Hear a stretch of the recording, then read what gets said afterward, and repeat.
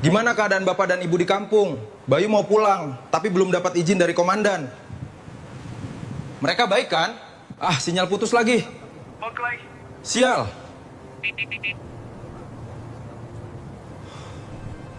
Loh, Pak, Bu, katanya mereka kalian di rumah baik-baik saja. Kenapa Mbak tinggal di tempat seperti ini? Bayu, nakku, Allah mendengar doa ibu, kamu pulang, Leh. Assalamualaikum warahmatullahi wabarakatuh. Bayangkan, Anda adalah seorang prajurit yang bertaruh nyawa di perbatasan demi negara. Namun, saat kaki menginjak tanah kelahiran, rindu yang Anda bawa justru berubah menjadi belati yang menghujam jantung. Di bawah gubuk yang nyaris roboh, Sertu Bayu membeku melihat dua sosok yang paling ia hormati duduk dengan kaki terantai besi, sedang memperebutkan sisa makanan dengan seekor kucing liar. Siapa sebenarnya sosok kejam yang tega merantai kedua orang tua ini seperti binatang? Dan rahasia gelap apa yang disembunyikan oleh saudara kandungnya sendiri selama bertahun-tahun di balik kata Bapak Ibu baik-baik saja? Tapi sebelum itu, jangan lupa klik tombol like agar channel ini bisa berkembang serta komen dari daerah mana saja Anda berasal. Karena aku senang dan ingin tahu-tahu Anda menonton dari pelosok daerah mana saja. Dan mari sekarang langsung saja kita mulai ceritanya. Debu jalanan yang berterbangan di sepanjang jalur Provinsi Jawa Timur seolah menyambut kepulangan Sertu Bayu Jagat Samudra. Dengan seragam loreng yang masih melekat gagah di tubuhnya, Bayu menatap keluar jendela bus dengan pandangan kosong, namun penuh harapan. Sudah 5 tahun lamanya ia tidak menginjakan kaki di tanah kelahirannya. Penugasan di wilayah perbatasan yang keras, jauh dari sinyal dan keramaian, membuatnya hanya bisa menitipkan rindu lewat doa dan sesekali sambungan telepon yang singkat. Di dalam tas ransel besarnya, tersimpan beberapa potong kain jarik halus dan sarung baru yang ia beli khusus untuk Pak Karseno dan Bu Mintarsih. Bayu tersenyum tipis, membayangkan wajah keriput ibunya yang pasti akan langsung memeluknya erat, serta ayahnya yang meskipun pendiam, pasti akan menepuk pundaknya dengan bangga karena putranya telah menunaikan tugas negara dengan selamat. Namun, entah mengapa, sejak bus memasuki gapura desa, dada Bayu terasa sesak. Ada sesuatu yang mengganjal, sebuah firasat yang sulit ia jelaskan dengan logika. Suasana desa yang biasanya ramai dengan sapaan warga, kini terasa sedikit berbeda saat ia turun di persimpangan jalan menuju rumahnya. Beberapa tetangga yang melihatnya justru membuang muka atau menatapnya dengan tatapan kasihan yang aneh. "Loh, Nak Bayu, sudah pulang?" tanya Mbah Karto, seorang pencari rumput tua yang berpapasan dengannya. Suaranya gemetar, dan matanya tidak berani menatap langsung ke mata Bayu. "Inggih, Mbah, saya baru saja sampai. Bapak sama Ibu di rumah kan?" tanya Bayu sopan. Mbah Karto terdiam cukup lama. Ia tampak ingin mengatakan sesuatu, namun bibirnya seperti terkunci oleh rasa takut. Coba kamu tanya ke Mas Wahyu atau Mbak Sekar saja di rumah besar, Nak. Mbah mau lanjut cari rumput dulu," ucap Mbah Karto terburu-buru meninggalkan Bayu yang kebingungan. Firasat itu semakin menguat. Bayu mempercepat langkahnya menuju rumah utama keluarga mereka. Sebuah rumah joglo luas dengan halaman yang dulu penuh dengan tanaman bunga kesukaan ibunya. Namun, sesampainya di sana, ia tidak menemukan jejak keberadaan orang tuanya. Rumah itu tampak angkuh dengan mobil baru yang terparkir di garasi, milik kakaknya, Wahyu Bimantara. Bayu mengetuk pintu dengan keras. Tak lama, Wahyu keluar dengan pakaian rapi, tampak terkejut melihat adik bungsunya berdiri di depan pintu. "Bayu, kok tidak kabar-kabar mau pulang?" tanya Wahyu dengan nada yang terdengar dipaksakan ramah. "Sengaja buat kejutan, Mas. Bapak sama Ibu mana? Kok rumah sepi sekali? Kamar mereka juga tertutup rapat," tanya Bayu tanpa basa-basi. Wahyu berdehem, mencoba mengatur raut wajahnya. "Oh alah, itu Bapak sama Ibu sedang dibawa Sekar ke kota. Katanya mau check up kesehatan sekalian jalan-jalan, karena mereka bosan di desa. Kamu tahu sendiri kan, mereka sudah sepuh, butuh suasana baru. Ke kota mana? Kenapa? HP Ibu tidak aktif," kejar Bayu. "Mungkin lobat, atau sengaja dimatikan biar tenang istirahatnya. Sudahlah, kamu istirahat dulu. Kamu pasti lelah perjalanan jauh. Nanti sore atau besok mereka juga pulang," jawab Wahyu sambil menepuk pundak Bayu. Namun, Bayu merasakan tangan kakaknya itu sedikit gemetar. Bayu masuk ke dalam rumah, namun hatinya tidak tenang. Ia melihat foto keluarga yang masih terpajang di ruang tamu. Namun debu tebal menutupi bingkainya. Ia juga tidak mencium bau masakan ibu yang biasanya memenuhi ruangan. Justru, ia melihat tumpukan berkas-berkas hukum dan denah tanah di atas meja kerja Wahyu. Malam itu, Bayu tidak bisa tidur. Ia merasa ada yang disembunyikan darinya. Kabar bahwa orang tuanya sedang berwisata ke kota terasa sangat janggal, karena Pak Karseno adalah orang yang sangat sulit diajak pergi jauh dari sawahnya. Keyakinan Bayu runtuh ketika ia diam-diam keluar rumah saat tengah malam dan mencoba mencari petunjuk di sekitar lingkungan rumah. Di dapur belakang, ia bertemu dengan seorang asisten rumah tangga baru yang tampak ketakutan saat melihat Bayu. Dengan sedikit desakan dan wibawa seorang prajurit, Bayu bertanya di mana keberadaan orang tuanya yang sebenarnya. "Maaf, Mas Bayu, saya tidak berani bicara. Mas Wahyu melarang semua orang menceritakan apapun pada Mas Bayu kalau Mas pulang," bisik asisten itu sambil terisak. "Bicara sekarang, di mana Bapak dan Ibu?" Suara Bayu meninggi, tertahan oleh emosi. Mereka tidak di kota, Mas. Mereka dibawa ke gubuk tua di pinggir sawah timur. Mas Wahyu bilang itu untuk pengobatan alternatif, tapi saya sering lihat mereka tidak diberi makan layak, ungkap asisten itu dengan suara sangat pelan. Dunia seolah runtuh seketika. Bayu tidak menunggu pagi. Tanpa mengganti seragamnya, ia berlari menembus kegelapan malam menuju area persawahan timur, sebuah tempat yang jauh dari keramaian dan hanya berisi gubuk-gubuk penyimpan alat tani. Langkahnya dipacu oleh kemarahan dan ketakutan yang luar biasa. Di bawah sinar bulan yang temaram, ia melihat sebuah struktur kayu reyot di kejauhan. Napasnya tersengal, dadanya perih, bukan karena lelah berlari, melainkan karena kenyataan yang mulai terkuak. Firasat menyakitkan itu kini menuntunnya pada sebuah kebenaran yang lebih kejam dari medan perang manapun yang pernah ia lalui. Di sana, di tempat yang tidak layak bagi manusia, ia akan menemukan sebuah pemandangan yang akan mengubah hidupnya selamanya. Langkah sepatu laras sertu Bayu menghujam tanah pematang yang becek, menciptakan bunyi kecipak yang memecah keheningan malam di pelosok desa itu. Napasnya memburu, bukan karena jarak yang ia tempuh, melainkan karena debar jantung yang tak keruan. Bayu tidak menggunakan senter. Insting prajuritnya membiarkan matanya menyesuaikan diri dengan cahaya bulan yang samar-samar, tertutup awan mendung. Di sekelilingnya, hamparan sawah yang luas terasa seperti lautan hitam yang tak berujung. Hanya suara jangkrik dan katak yang saling bersahutan, seolah meratapi langkah kaki sang prajurit. Pikiran Bayu berkecamuk. Ia teringat kembali ucapan Mas Wahyu tadi siang yang begitu lancar berbohong. Bapak sama ibu sedang dibawa Sekar ke kota. Suara itu terngiang di telinga Bayu seperti denging lebah yang menyakitkan. Bagaimana mungkin saudara sekandungnya tega mengarang cerita sedemikian rupa? Jika benar orang tuanya ada di gubuk sawah ini, maka apa yang sebenarnya terjadi selama 5 tahun ia pergi? Bayu menghentikan langkahnya sejenak. Di kejauhan, sekitar 100 meter di depan, ia melihat sebuah bayangan bangunan kecil yang miring ke samping. Itu adalah gubuk tua peninggalan kakeknya yang seharusnya sudah dibongkar bertahun-tahun lalu. Gubuk itu terletak di pojok lahan sawah yang paling tidak subur, jauh dari jalan utama, dan tertutup oleh rimbunnya pohon bambu yang bergoyang tertiup angin malam. Firasat Bayu semakin tajam. Ia mencium bau sesuatu yang tidak sedap. Bau apak, bau lembab, dan bau kemiskinan yang menyengat. Hatinya mencelos. Ia berharap asisten rumah tangga tadi salah bicara. Ia berharap menemukan gubuk itu kosong, dan semua ini hanyalah mimpi buruk akibat kelelahan tugas di perbatasan. Namun, semakin ia mendekat, ia mendengar suara rintihan halus yang terbawa angin. Suara itu begitu lirih, seperti suara seseorang yang sudah kehabisan tenaga bahkan hanya untuk sekadar mengaduh.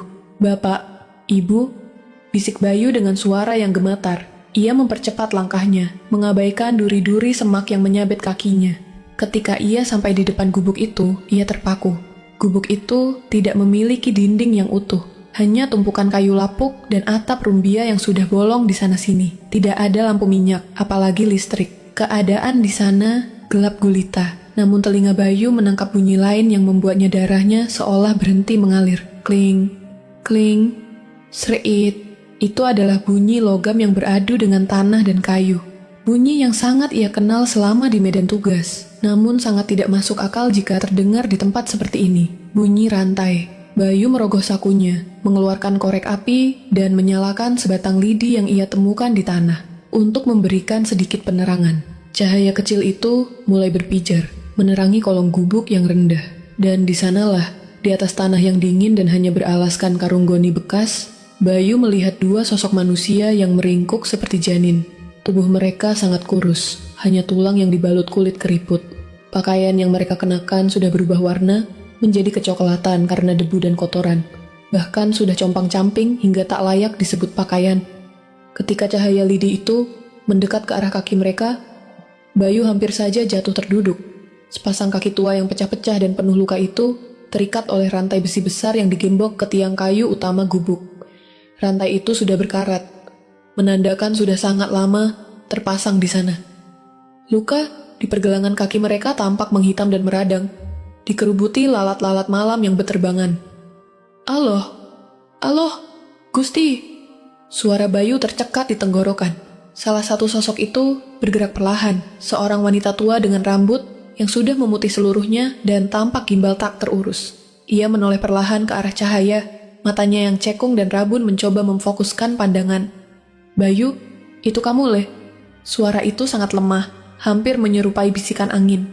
Itu adalah suara Bu Mintarsih. Suara yang dulu selalu mendongengkannya sebelum tidur, suara yang selalu memanggilnya untuk makan siang di pematang sawah. Kini, suara itu terdengar seperti suara dari liang lahat.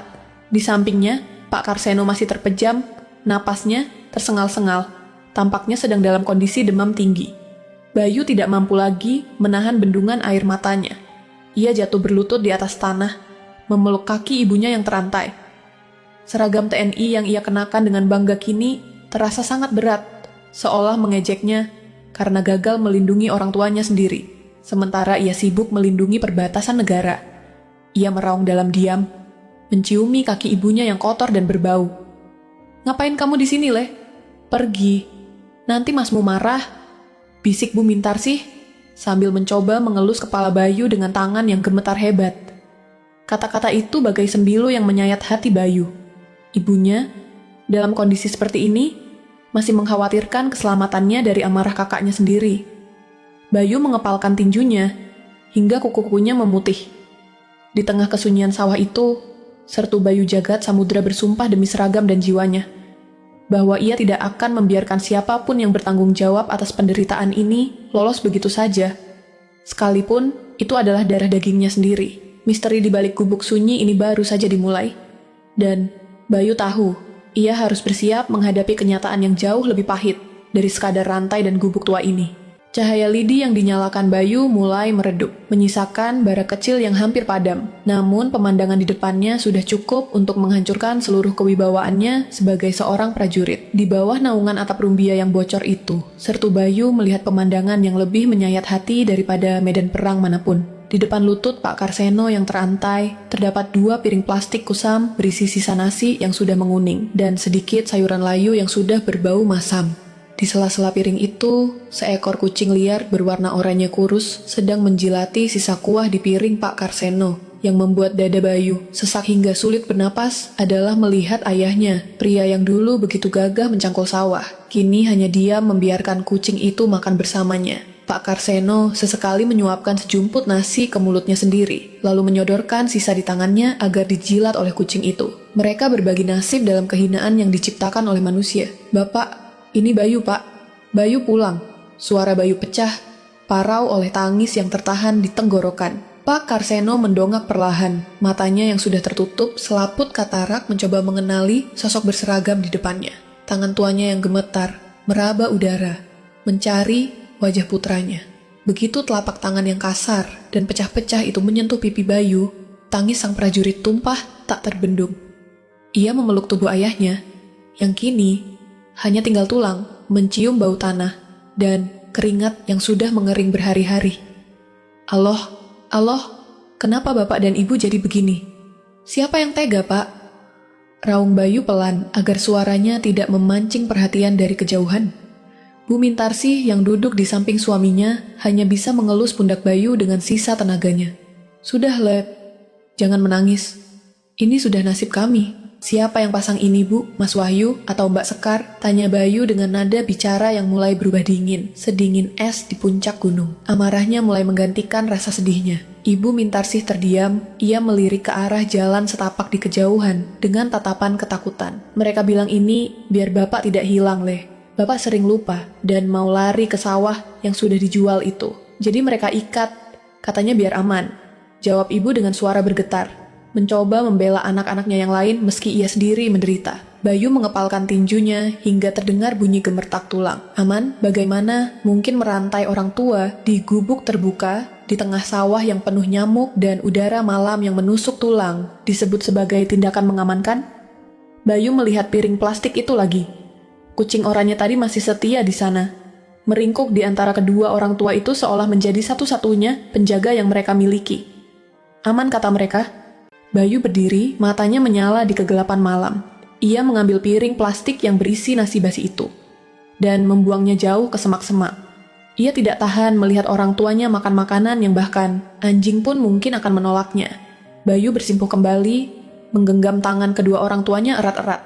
Bapak, Ibu, demi Allah, Bayu tidak akan biarkan kalian di sini satu malam lagi. Tapi Bayu harus cari cara supaya mereka tidak curiga sebelum Bayu punya bukti kuat untuk menyeret mereka ke penjara. Bisik Bayu dengan tegas. Di bawah rembulan yang mulai tertutup, mendung tebal, sertu Bayu Jagat Samudra menyadari bahwa musuh yang ia hadapi kali ini bukan pemberontak atau penyelundup di perbatasan. Musuhnya adalah darah dagingnya sendiri yang telah kehilangan nurani demi sepetak tanah.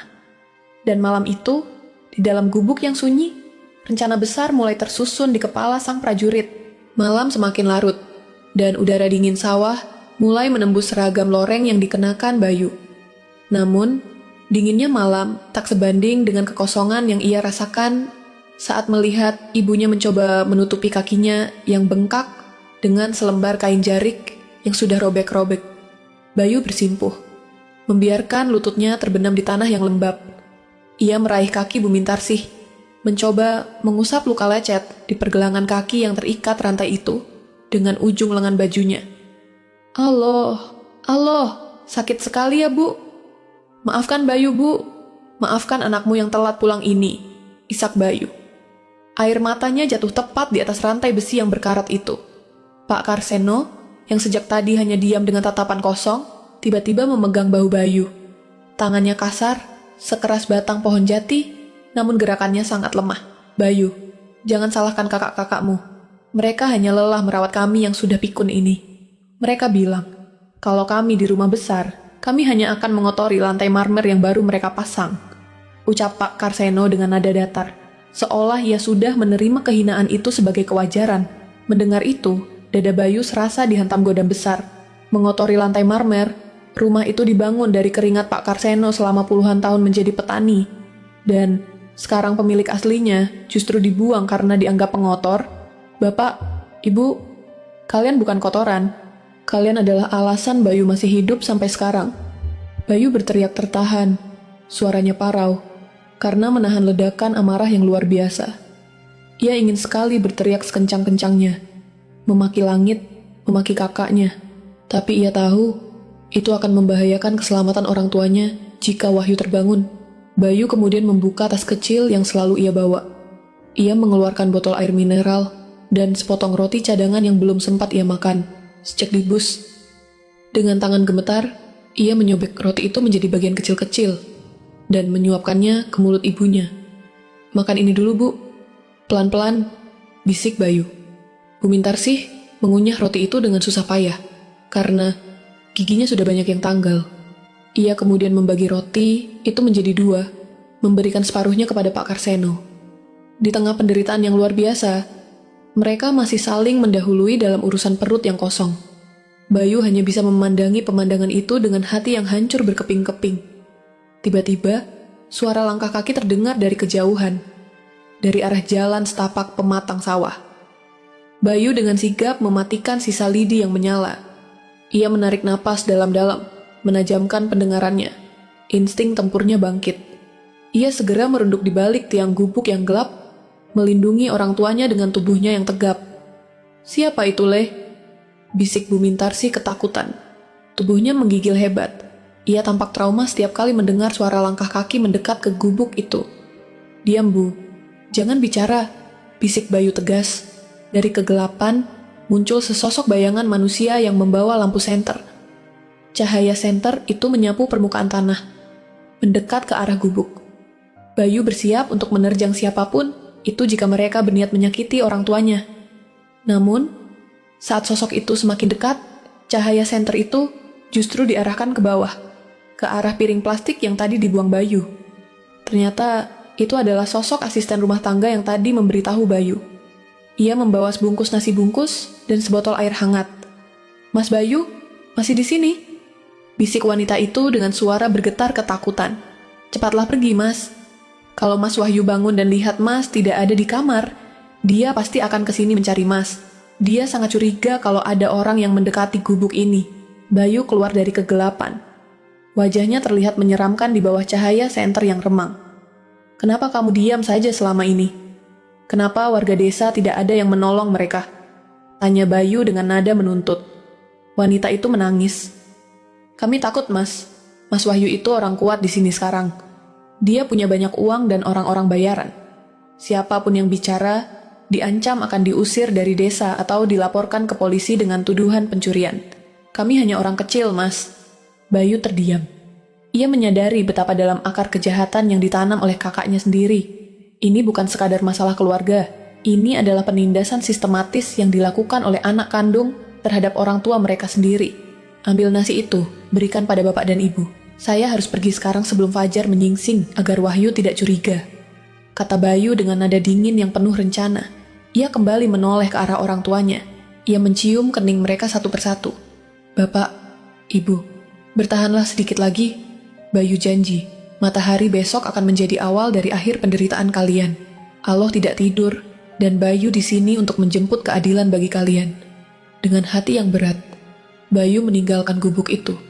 Setiap langkah menjauh dari gubuk terasa, seperti meninggalkan sebagian jiwanya yang mati.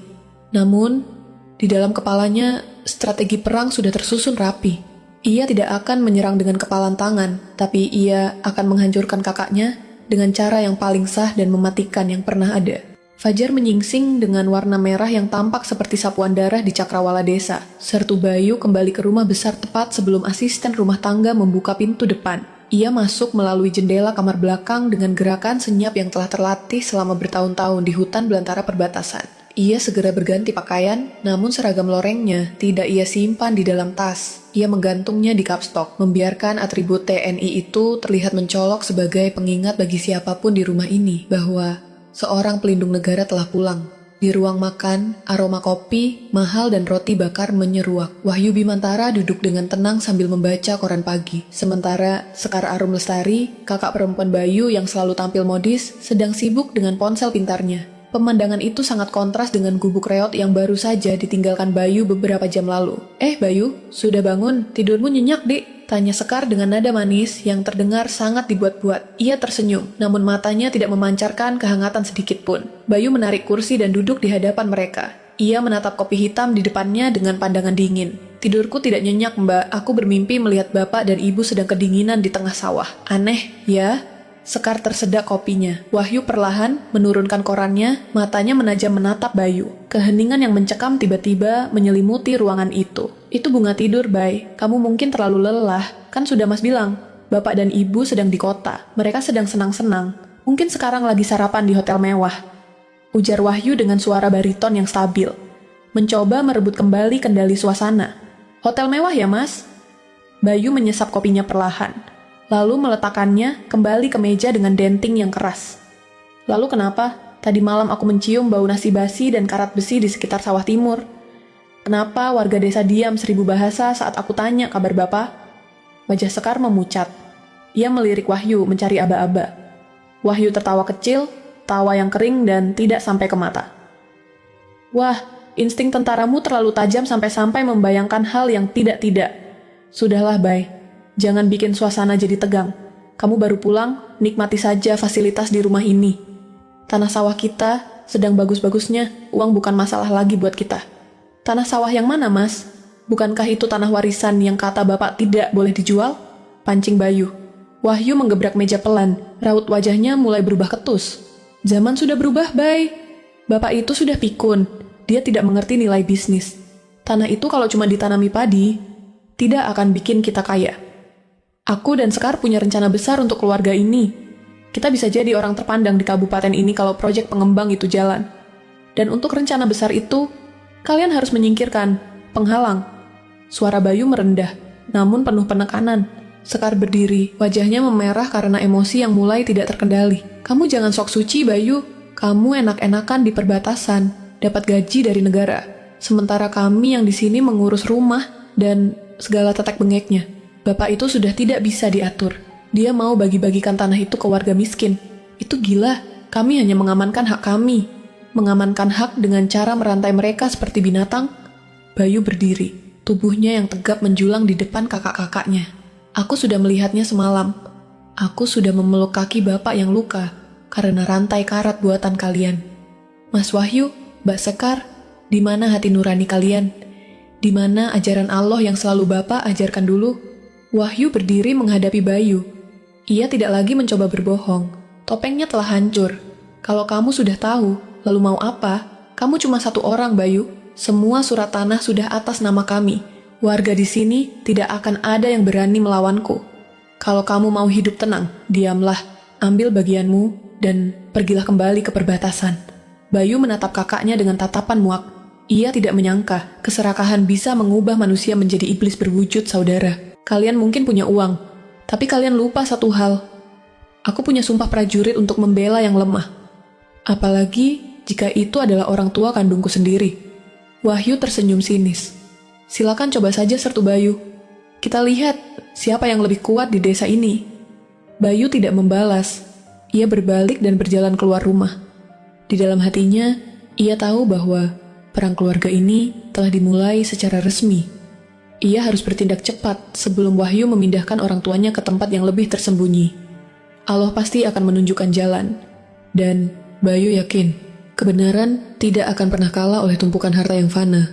Bayu melangkah keluar dari rumah joglo itu dengan perasaan muak yang mengaduk lambung. Setiap sudut rumah yang dulu terasa hangat, kini terasa seperti monumen keserakahan. Ia berjalan menuju kebun belakang, mencoba menenangkan sirkulasi darahnya yang mendidih. Namun, langkahnya terhenti ketika ia melihat Sekar sedang berbicara panik di telepon, tidak jauh dari rumpun bambu. Iya, pokoknya bereskan sekarang. Si bungsu sudah tahu. Pindahkan mereka ke gudang tua di desa sebelah sebelum polisi atau warga ada yang ikut campur. Suara Sekar melengking rendah, penuh tekanan. Jangan sampai ada jejak. Kalau perlu, kunci dari luar dan jangan kasih makan sampai aku datang. Bayu mengepalkan tangan hingga buku jarinya memutih. Ternyata dugaannya benar. Mereka tidak hanya kejam, tapi juga licik. Mereka ingin melenyapkan bukti penyiksaan itu sebelum Bayu bertindak lebih jauh. Bayu segera bersembunyi di balik pohon nangka besar. Merekam percakapan itu dengan ponselnya. Ini adalah bukti pertama, sebuah niat jahat untuk menyembunyikan korban. Setelah Sekar masuk ke dalam rumah dengan terburu-buru, Bayu segera menghubungi rekannya di markas Kodim setempat. Namun ia ragu. Ini masalah keluarga. Ia tidak ingin melibatkan institusi secara gegabah sebelum memiliki bukti fisik yang tak terbantahkan tentang pemalsuan dokumen. Ia teringat kata-kata Wahyu tentang surat tanah yang sudah berpindah tangan. Bayu memutuskan untuk mendatangi kantor balai desa secara diam-diam. Ia menemui Pak Darto Winangun, ketua RT sekaligus orang kepercayaan keluarga mereka sejak dulu. Pak Darto tampak terkejut melihat Bayu yang datang dengan wajah tegang namun penuh wibawa. Nak Bayu, kamu sudah tahu semuanya? Tanya Pak Darto dengan nada suara yang menciut. Kenapa Bapak diam saja? Kenapa membiarkan Mas Wahyu merantai Bapak dan Ibu di sawah? Tanya Bayu langsung ke inti permasalahan. Pak Darto menghela napas panjang, matanya berkaca-kaca. Mas Wahyu menunjukkan surat kuasa yang ditandatangani Pak Karseno Bayu. Di sana tertulis bahwa Bapakmu sudah tidak cakap secara mental dan menyerahkan seluruh urusan harta, serta perawatan diri kepada Wahyu dan Sekar. Wahyu mengancam kami. Katanya itu urusan internal keluarga. Dan siapapun yang ikut campur akan dituntut mencemarkan nama baik. Tanda tangan. Bapak bahkan sudah sulit memegang sendok. Bagaimana mungkin bisa menandatangani surat kuasa yang rumit? Bayu menyela dengan nada sangsi. Pak Darto menarik laci mejanya, mengeluarkan sebuah salinan dokumen yang sempat ia simpan secara sembunyi-sembunyi. Ini salinannya. Lihat tanggalnya. Itu dibuat sebulan setelah kamu berangkat ke perbatasan terakhir kali. Saat itu Pak Karseno baru saja jatuh sakit. Bayu memeriksa dokumen itu. Matanya menyipit. Sebagai prajurit yang terbiasa memeriksa detail logistik dan laporan intelijen, ia melihat keganjilan. Guratan tanda tangan itu terlalu tegas untuk ukuran orang tua yang sedang sakit sakau. Ini adalah pemalsuan yang sangat rapi. Kemungkinan dilakukan dengan bantuan orang dalam di kantor notaris atau kecamatan. Selama ini, setiap kali warga bertanya, Wahyu selalu bilang bapak dan ibu sedang menjalani terapi khusus di pengobatan alternatif yang tertutup. Dia bahkan menyewa 2 orang preman untuk menjaga jalan menuju sawah timur agar tidak ada yang mendekat. Tambah Pak Darto, Bayu merasa dunianya berputar. Kabar bohong yang disebarkan Wahyu bukan sekadar bualan, tapi sebuah skenario matang untuk mengisolasi Pak Karseno dan Bu Mintarsih dari dunia luar. Mereka dibuat seolah-olah sakit jiwa agar kesaksian mereka tidak dianggap sah jika suatu saat mereka berhasil bicara. Terima kasih Pak Darto. Sekarang saya minta satu hal.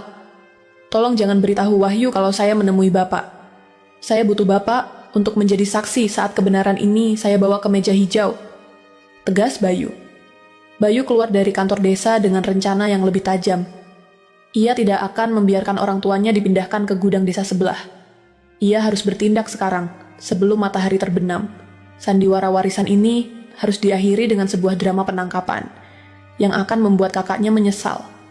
Telah lahir ke dunia tanpa nurani. Di bawah langit yang mulai mendung, Bayu berbisik dalam hati, memohon kekuatan kepada Allah, agar misinya menyelamatkan orang tuanya berjalan, tanpa pertumpahan darah yang sia-sia. Langit desa kembali diselimuti kegelapan yang pekat, seolah alam turut berduka atas apa yang terjadi di bawah atap gubuk reot itu. Sertu Bayu tidak kembali ke rumah besar. Ia memilih untuk memantau dari kejauhan, bersembunyi di balik rimbunnya pohon pisang yang membatasi jalan setapak menuju sawah timur. Benar saja, menjelang tengah malam, sebuah mobil bak terbuka melaju perlahan, tanpa menyalakan lampu utama. Bayu menajamkan penglihatannya. Di atas bak mobil itu, terlihat 2 pria berbadan tegap dengan wajah sangar, preman bayaran Wahyu. Di kursi kemudi, ia mengenali profil kakaknya, Wahyu Bimantara, yang tampak gelisah, sambil sesekali mengisap rokok dalam-dalam. Mereka berhenti tepat di ujung pematang, tidak jauh dari gubuk tempat Pak Karseno dan Bu Mintarsi disekap.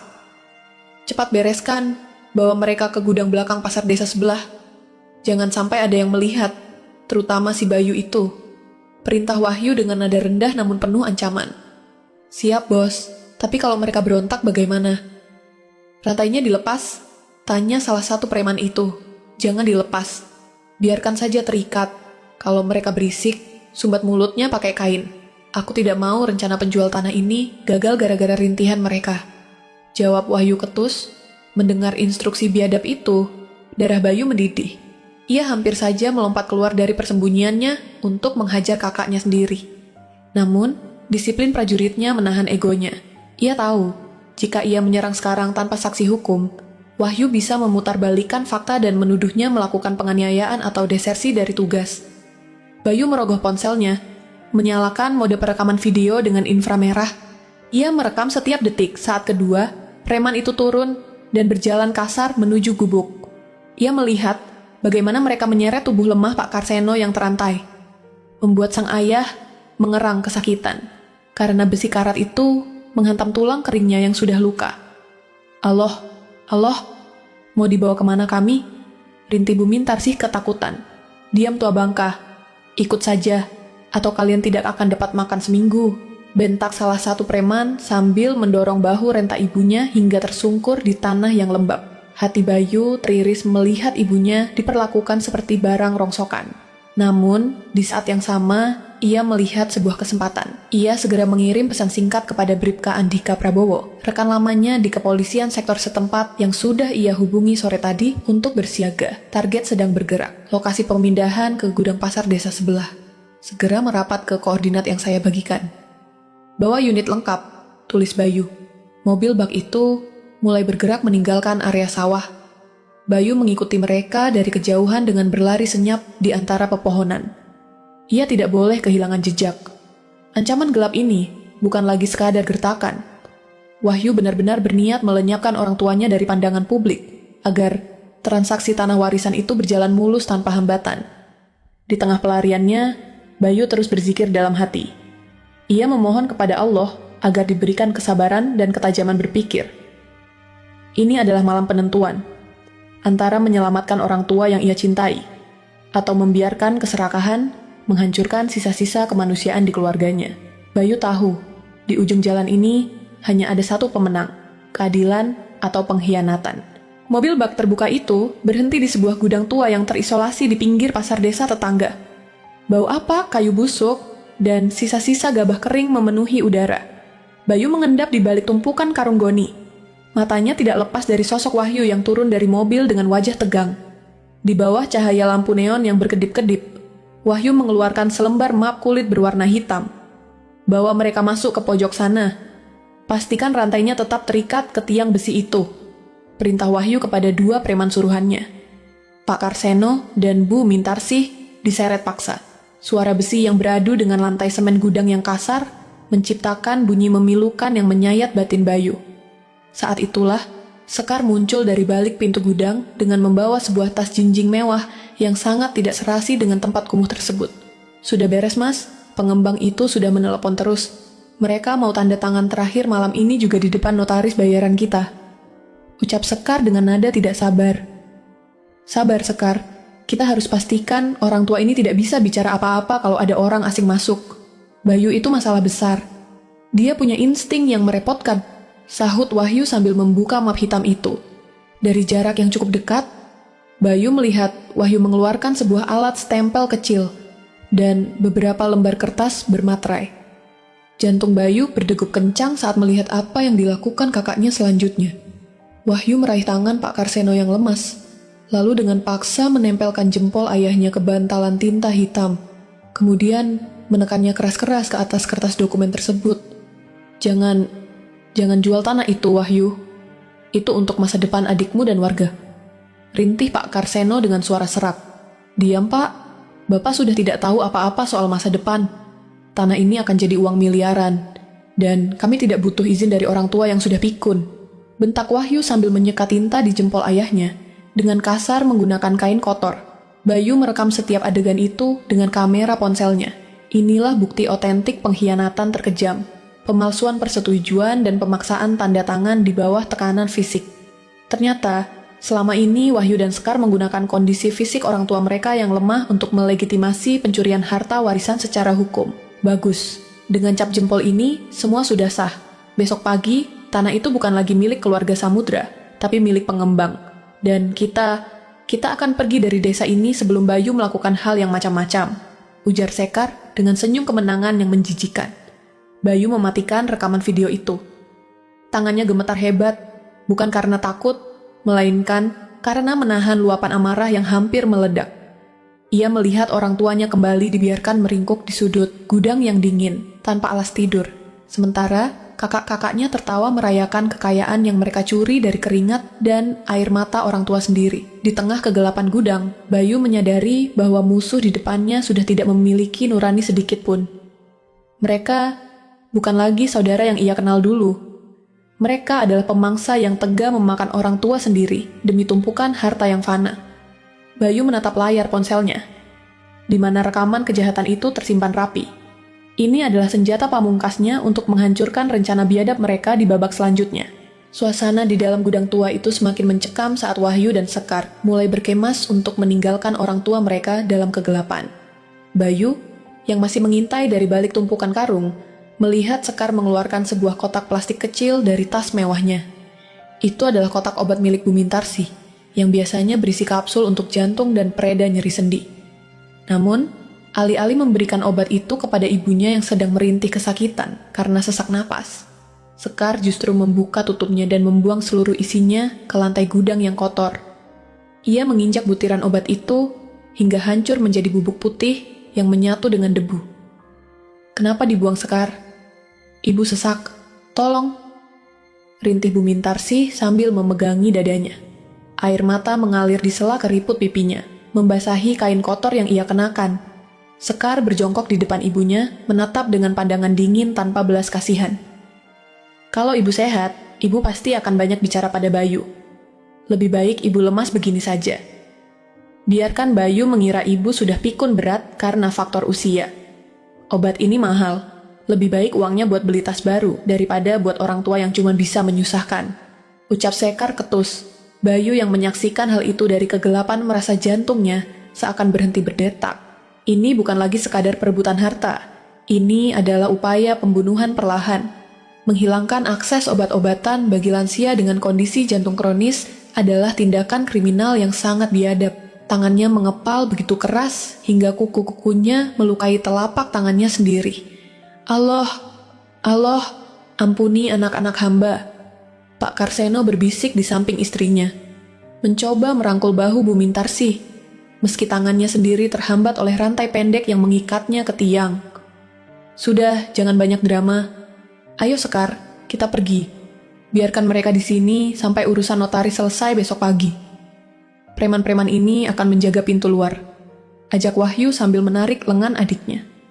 Mereka melangkah keluar, mengunci pintu gudang besar itu dengan gembok besi yang berat. Suara deru mobil, bak terbuka terdengar menjauh, menyisakan keheningan yang menyesakan di dalam gudang.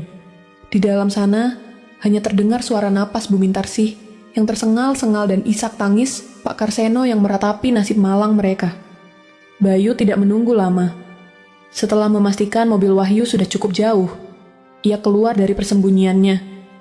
Dengan gerakan taktis, ia mendekati jendela kecil di bagian atas gudang dan berhasil masuk ke dalam. Ia segera berlari menuju kedua orang tuanya. "Ibu, ini Bayu, Bu." Bayu memeluk ibunya yang sudah hampir pingsan karena kekurangan oksigen. Ia segera merogoh tas taktisnya, mencari cadangan tabung oksigen portabel kecil yang selalu ia bawa untuk tugas di ketinggian perbatasan. Ia memasangkan masker oksigen itu ke wajah ibunya. Perlahan, napas Bu Mintarsih mulai teratur kembali, meski matanya masih menyiratkan kesedihan yang sangat dalam. "Bayu, kenapa kamu kembali ke sini? Nanti mereka sakiti kamu, Le." Bisik Bu Mintarsih saat kesadarannya mulai pulih. "Tidak akan ada yang bisa menyakiti kita lagi, Bu. Bayu sudah rekam semuanya. Kotak obat yang dihancurkan Mbak Sekar, jempol Bapak yang dipaksa Mas Wahyu, semuanya ada di sini." Bayu menunjukkan ponselnya dengan mata yang menyala penuh amarah dan tekad. Air mata Pak Karseno jatuh membasahi tangan Bayu. "Bapak tidak butuh harta itu, Le. Bapak cuma ingin kita kumpul seperti dulu. Kenapa harta bisa mengubah kakak-kakakmu jadi iblis?" Bayu terdiam. Ia tidak punya jawaban untuk pertanyaan ayahnya. Yang ia tahu pasti, malam ini adalah malam terakhir orang tuanya berada di bawah tekanan rantai.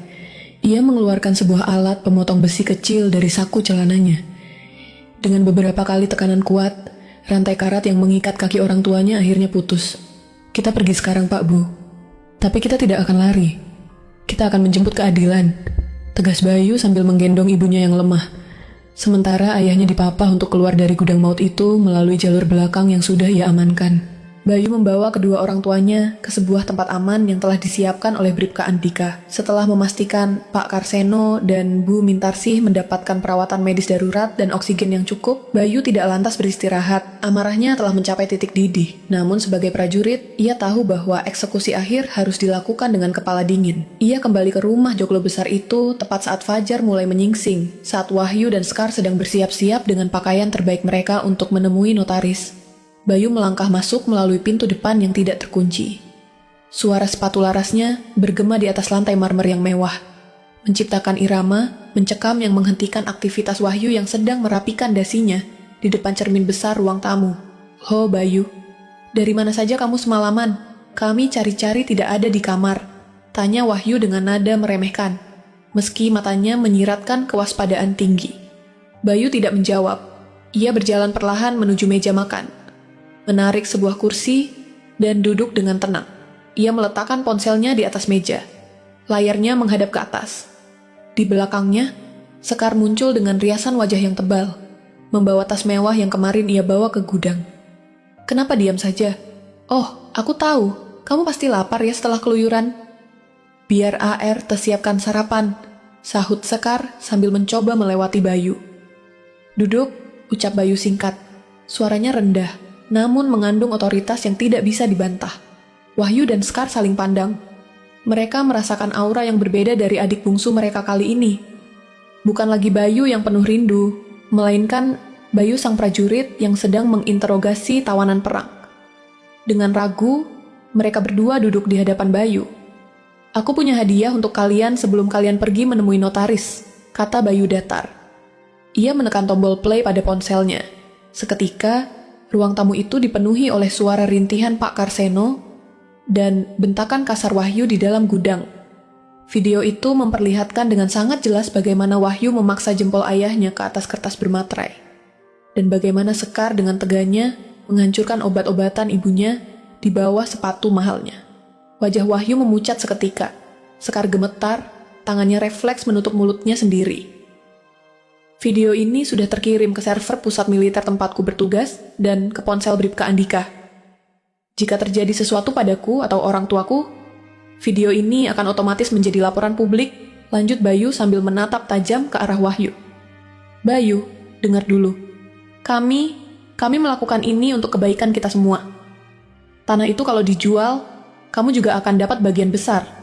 Kita bisa pindah ke Jakarta, hidup enak." Wahyu mencoba bernegosiasi dengan suara yang terbata-bata. Bayu berdiri, mencondongkan tubuhnya ke arah Wahyu, hingga wajah mereka hanya berjarak beberapa sentimeter. "Uang? Kamu pikir aku mempertaruhkan nyawa di perbatasan demi uang haram hasil menyiksa orang tua? Di mana otakmu, Mas? Di mana hatimu, Mbak? Jangan sok suci, kamu tidak tahu susahnya mengurus orang tua yang penyakitan." Teriak Sekar mulai histeris.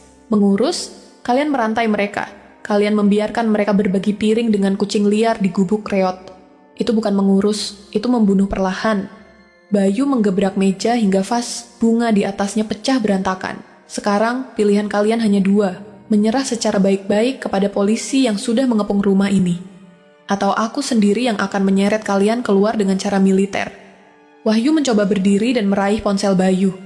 Namun dengan gerakan kilat, Bayu memelintir tangan kakaknya dan menekannya ke meja. Wahyu mengerang kesakitan.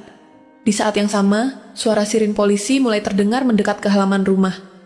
Langkah-langkah kaki petugas kepolisian yang dipimpin Bribka Andika terdengar merangsek masuk melalui pintu depan dan samping. Konfrontasi itu berakhir tanpa perlawanan berarti. Wahyu dan Sekar hanya bisa terduduk lemas saat borgol besi melingkar di pergelangan tangan mereka. Tidak ada lagi tawa kemenangan atau rencana mewah. Yang tersisa hanyalah bayang-bayang jeruji besi yang menanti mereka akibat keserakahan yang melampaui batas kemanusiaan. Bayu berdiri tegak di ambang pintu, menatap kedua kakaknya dibawa pergi, sementara dalam hatinya ia hanya ingin segera kembali memeluk orang tuanya yang kini telah bebas. Suasana di depan rumah joglo itu mendadak riuh oleh kedatangan beberapa mobil polisi. Warga desa yang tadinya hanya berani mengintip dari balik gorden, kini mulai keluar rumah dengan wajah penuh tanya. Mereka melihat Wahyu Bimantara dan Sekar Arum Lestari digiring keluar dengan tangan terborgol.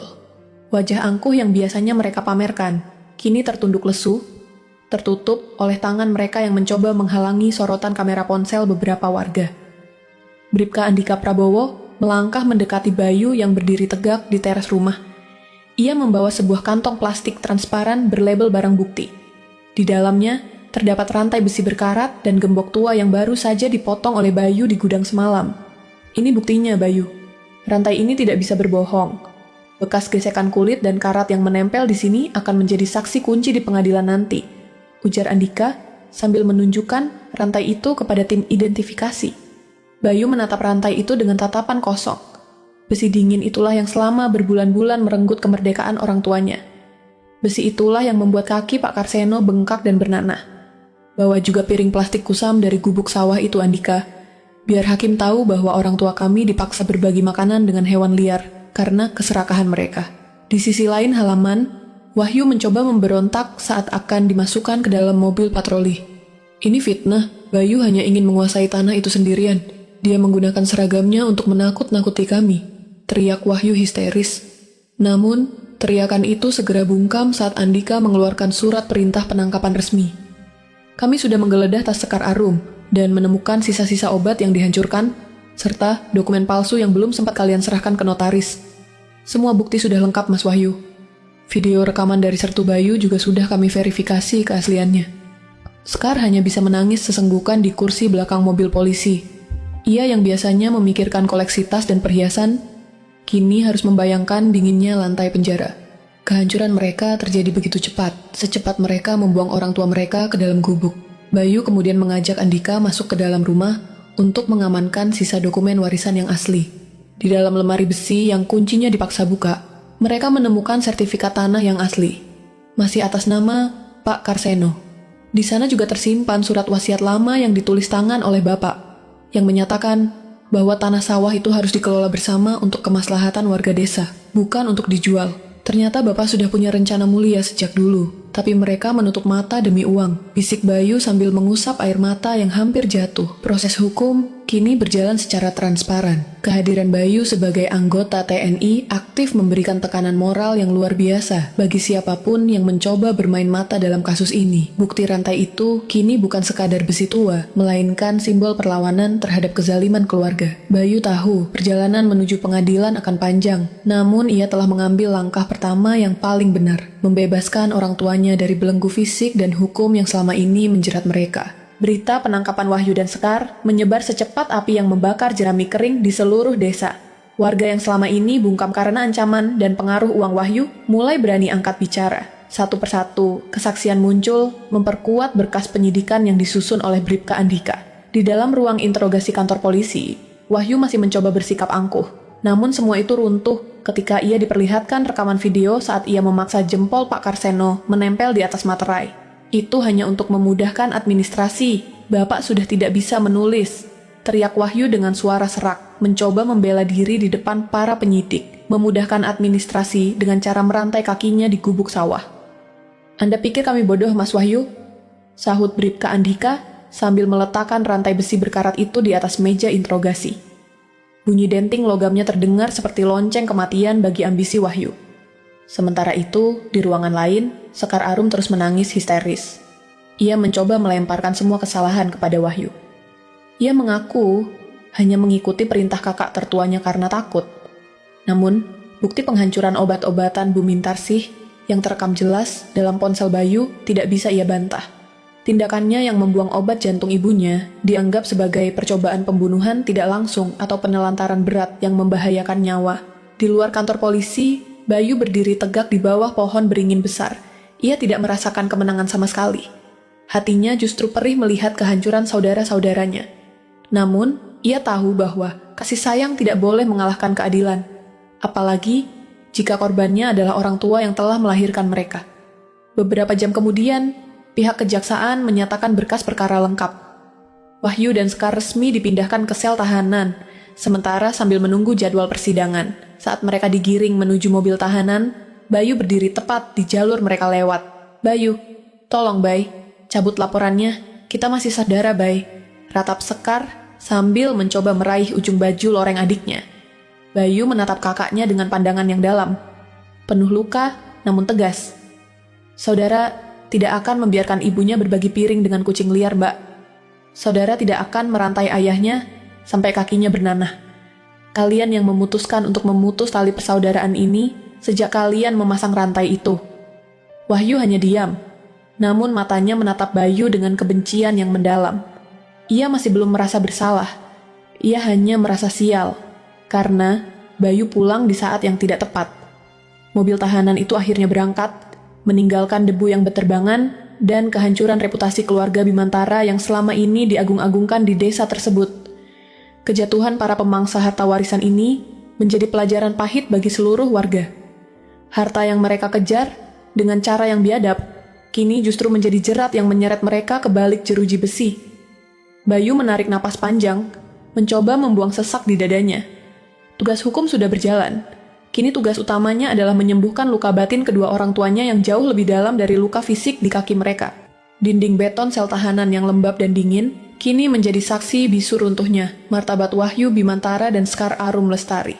Tidak ada lagi lantai marmer, tidak ada lagi pendingin ruangan, dan tidak ada lagi bawahan yang bisa mereka perintah dengan uang. Di dalam sel yang sempit itu, bau pesing dan pengap menggantikan aroma parfum mahal yang biasa mereka kenakan. Sekar duduk meringkuk di sudut sel, air matanya terus mengalir membasahi pipinya, yang kini tampak pucat tanpa riasan. Ia teringat bagaimana ibunya, Bu Mintarsih, memohon sedikit air hangat saat malam dingin di gubuk. Namun ia justru membentaknya dan membuang obat jantung ibunya ke tanah. Bayangan wajah ibunya yang sesak napas, terus menghantui setiap kali ia memejamkan mata. Mas Wahyu, kenapa kita jadi begini? Isak Sekar di balik jeruji yang memisahkan sel laki-laki dan perempuan. Aku tidak mau dipenjara, Mas. Aku takut. Wahyu hanya diam, menyandarkan kepalanya di tembok yang berlumut. Matanya yang dulu penuh kilatan keserakahan, kini tampak kosong. Ia teringat kembali momen ketika ia menekan jempol ayahnya yang gemetar ke atas materai. Saat itu, ia merasa sangat berkuasa, seolah dunia ada di genggamannya. Namun sekarang, ia baru menyadari bahwa harta yang ia kejar mati-matian tidak bisa membelikannya kebebasan, apalagi kedamaian batin. Di sisi lain, Bayu datang menjenguk mereka sebelum persidangan dimulai. Ia membawakan 2 bungkus nasi sederhana, namun ia tidak memberikannya langsung. Ia meletakkannya di depan jeruji besi. Mas Wahyu, Mbak Sekar, Bapak dan Ibu sudah mulai membaik. Luka di kaki mereka sedang dalam perawatan dokter, ucap Bayu dengan suara yang tenang namun berwibawa. Bayu, tolong keluarkan kami. Aku janji akan kembalikan semuanya. Aku akan sujud di kaki Bapak, seru Wahyu sambil memegang jeruji besi dengan erat. Bayu menatap kakaknya dengan iba. Kalian bilang mau sujud sekarang? Saat kalian sudah tidak punya pilihan lain? Kenapa tidak kalian lakukan itu saat Bapak merintih kesakitan karena rantai yang kalian pasang? Penyesalan yang datang karena takut dihukum itu bukan pertobatan, Mas. Itu hanya rasa takut akan nasib sendiri. Bayu, kami ini kakakmu, jerit Sekar histeris. Justru karena kalian kakakku, aku harus melakukan ini, agar kalian sadar bahwa dunia ini punya hukum, dan Allah punya cara untuk membalas setiap tetes air mata orang tua. Jawab Bayu tegas. Bayu berbalik pergi, mengabaikan teriakan dan tangisan mereka yang menggema di koridor penjara. Ia tahu, memaafkan adalah urusan hati. Namun membiarkan kejahatan tanpa hukuman adalah pengkhianatan terhadap keadilan. Di luar penjara, matahari mulai tenggelam, menyisakan kegelapan yang sama, seperti kegelapan yang kini menyelimuti masa depan kedua kakaknya. Harta yang mereka rebut kini menjadi beban yang menenggelamkan mereka ke dasar penyesalan yang terlambat. Setelah badai hukum berlalu, Sertu Bayu duduk bersimpuh di depan Pak Karseno dan Bu Mintarsih yang kini sudah kembali ke rumah joglo mereka. Rumah itu tidak lagi terasa angkuh. Bayu telah menyingkirkan segala kemewahan hasil keringat haram kedua kakaknya. Namun, ada satu hal yang terus mengusik pikiran Bayu. Tanah sawah luas yang menjadi akar dari segala petaka ini. Bapak, Ibu, tanah ini adalah milik kalian. Tapi Bayu merasa tanah ini menyimpan terlalu banyak kenangan pahit. Ucap Bayu sambil menggenggam tangan ayahnya, yang kini sudah tidak lagi terikat rantai. Pak Karseno mengangguk perlahan. Bapak juga tidak ingin tanah ini jadi rebutan lagi, Leh. Harta itu kalau tidak berkah, hanya akan membawa api ke dalam rumah. Bayu menarik napas panjang. Ia telah memikirkan hal ini sejak malam ia memotong rantai di gubuk sawah. Sebagai seorang prajurit yang bertugas di perbatasan, ia melihat banyak orang kehilangan rumah. Anak-anak yatim piatu akibat konflik, dan para lansia yang terlantar tanpa perlindungan. Ia ingin mengubah luka keluarganya menjadi obat bagi orang lain. Bayu ingin menyumbangkan seluruh hasil pengelolaan dan sebagian besar tanah ini untuk membangun pusat bantuan kemanusiaan dan panti jompo, Pak. Sebagian lagi akan dibangun fasilitas kesehatan di wilayah perbatasan tempat Bayu bertugas. Nama Bapak dan Ibu akan menjadi nama yayasannya, kata Bayu dengan suara mantap. Bu Mintarsih tersenyum. Air mata harum mengalir di pipinya. Ibu setuju, Leh. Biarlah tanah itu jadi ladang pahala untuk kita semua. Ibu tidak butuh uang banyak. Ibu cuma butuh kamu di sini. Keputusan Bayu ini mengguncang warga desa. Banyak yang tidak menyangka seorang prajurit muda bersedia melepaskan harta miliaran demi kemanusiaan. Bayu segera mengurus surat-surat hibah tersebut. Ia ingin memastikan bahwa tidak akan ada lagi rantai keserakahan yang melilit keluarga manapun di desa itu. Tanah sawah yang dulu sunyi dan mencekam kini mulai didatangi alat berat bukan untuk membangun vila mewah, melainkan untuk membangun asrama bagi mereka yang membutuhkan. Bayu melihat ke arah langit, merasa beban berat di pundaknya perlahan terangkat. Ia menyadari bahwa membalas kejahatan dengan kebaikan adalah kemenangan yang sesungguhnya. Di perbatasan nanti, ia akan membawa cerita ini sebagai bukti bahwa pengabdian tidak hanya dilakukan dengan senjata, tetapi juga dengan hati yang tulus untuk melepaskan apa yang paling dicintai demi kepentingan orang banyak. Sore itu, sinar matahari berwarna keemasan menyapu halaman rumah Joglo dengan lembut. Sertu Bayu telah menyelesaikan masa cuti daruratnya. Ia mengenakan seragam lorengnya kembali, merapikan baret hijau di kepalanya, dan berdiri tegak di hadapan kedua orang tuanya yang duduk di kursi teras yang nyaman. Pak Karseno tampak jauh lebih sehat. Rambutnya sudah dicukur rapi, dan matanya mulai memancarkan binar kehidupan kembali. Bu Mintarsih duduk di sampingnya, memegang tas ransel Bayu dengan erat, seolah enggan melepas putra bungsunya pergi menjalankan tugas negara lagi. Bayu berangkat dulu ya Pak Bu. Jaga kesehatan, Bribka Andika dan warga desa akan sering mampir ke sini untuk memantau keadaan.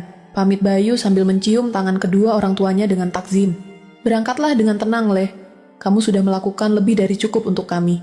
Tugasmu sekarang adalah menjaga negara, seperti kamu menjaga nyawa Bapak dan Ibu malam itu. Ucap Pak Karseno dengan suara yang kini terdengar berwibawa kembali. Bayu memeluk mereka berdua dalam satu dekapan hangat. Pelukan ini tidak lagi terasa, menyakitkan seperti di gubuk tua itu. Kini, pelukan ini penuh dengan cahaya kedamaian. Bayu tahu bahwa kedua kakaknya masih harus menjalani masa hukuman yang lama. Namun ia selalu menyelipkan doa dalam setiap sujudnya, agar Allah membukakan pintu tobat bagi Wahyu dan Sekar. Saat Bayu berjalan menuju gerbang, ia sempat menoleh ke arah timur, ke arah persawahan yang kini mulai hijau kembali. Ia melihat anak-anak desa berlarian di sana, dan pembangunan panti jompo yang sudah mencapai tahap akhir. Tidak ada lagi rintihan, tidak ada lagi bunyi rantai yang menyeret tanah. Bayu melangkah pasti menuju mobil jemputannya. Ia pulang ke perbatasan bukan sebagai orang kalah yang hancur karena pengkhianatan keluarga, melainkan sebagai pemenang yang berhasil menyelamatkan kemanusiaan dari lubang keserakahan. Di dalam hatinya, ia membawa sebuah pelajaran abadi, bahwa harta bisa habis, keluarga bisa terpecah, tetapi ketulusan dan bakti seorang anak akan selalu menjadi cahaya yang tak akan pernah padam, bahkan di tengah kegelapan yang paling pekat sekalipun. Kisah Sertu Bayu Jagat Samudra pun menjadi legenda di desa itu. Kisah tentang seorang prajurit yang berperang bukan melawan musuh negara, melainkan melawan iblis keserakahan, demi membebaskan cinta yang terantai. Sahabat semuanya, itulah akhir dari cerita kita hari ini. Semoga kisah tadi bisa menjadi pelajaran hidup yang berarti untuk kita semua. Sebelum video ini ditutup, kalau sahabat suka dengan cerita seperti ini, jangan lupa klik tombol suka, bagikan ke teman-teman, supaya sahabat tidak ketinggalan cerita-cerita menarik dan penuh makna lainnya. Terima kasih banyak atas waktunya. Wassalamualaikum warahmatullahi wabarakatuh.